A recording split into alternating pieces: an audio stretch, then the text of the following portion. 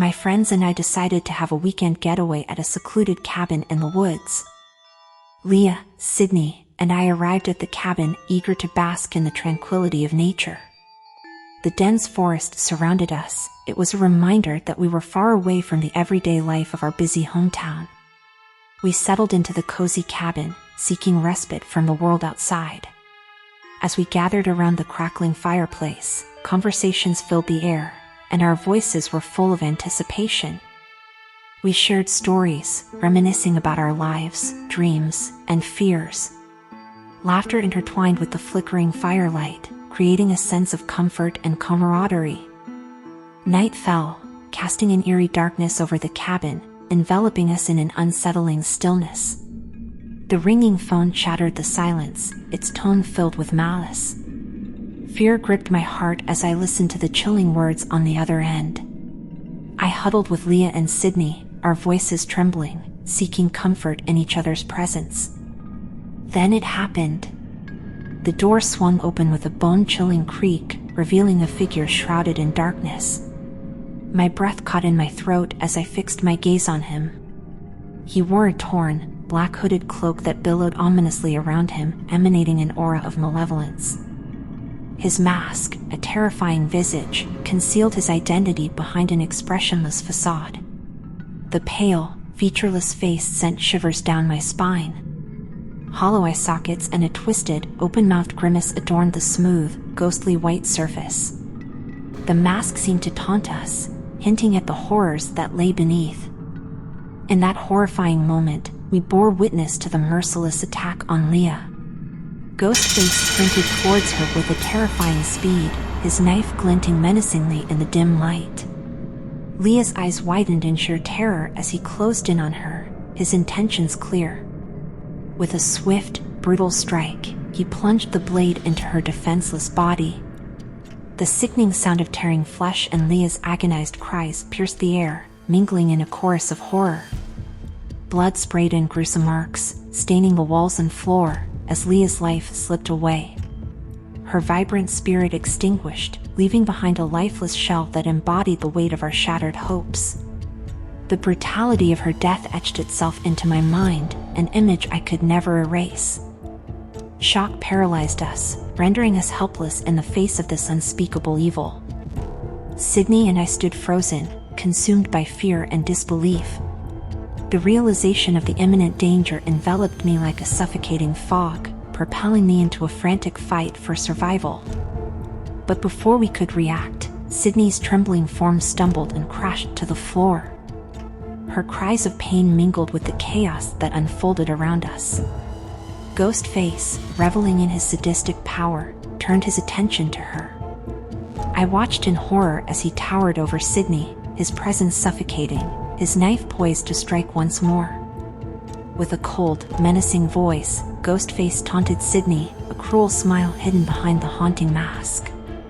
Before she could gather her strength and rise, he lunged at her, stabbing repeatedly with unrelenting force. Each vicious plunge of the knife was met with Sydney's anguished screams, the room echoing with her pain.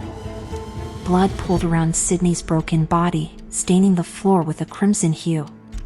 The weight of our collective terror threatened to crush me as I grappled with the horrors before my eyes. At that moment, our world shattered, and the harsh reality of our situation solidified. I found myself trapped in a nightmarish dance of survival, where the only rhythm was the symphony of death orchestrated by Ghostface. The room spun around me, my senses clouded by a haze of horror. Ghostface loomed over us, an embodiment of malevolence, ready to consume my very soul. As Sydney's cries grew fainter, my determination to escape burned brighter, fueling a desperate instinct to survive. The room seemed to blur as Ghostface stood over Sydney's lifeless body, his menacing presence suffocating the air. A surge of adrenaline coursed through my veins, urging me to escape this nightmare. Fear battled with determination as I sought a way out of this living hell. With trembling steps, I backed away from the gruesome scene, my mind racing for a plan. Every creak of the floorboard seemed to amplify the weight of our terrifying predicament. I knew that time was running out, that I had to find a way to survive the relentless pursuit of this sadistic killer. The cabin, once a sanctuary of peace, now transformed into a labyrinth of fear. I navigated the dimly lit rooms, my senses heightened to the slightest sound or movement. Every shadow morphed into a potential threat, and I moved with cautious steps, my heart pounding in my chest. The chilling knowledge that Ghostface could be lurking around any corner fueled my determination to survive. I searched for a weapon, something to even the odds in this deadly game. My hands trembling, I grasped a heavy crowbar, its cool metal providing a small sense of security. As I ventured deeper into the darkness, the weight of my friends' deaths bore heavily upon me. Their lifeless faces flashed before my eyes, their voices echoing in my ears.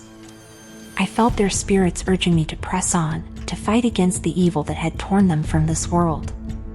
Suddenly, a door creaked open, and my heart skipped a beat. I found myself face to face with Ghostface, his mask an embodiment of pure malevolence.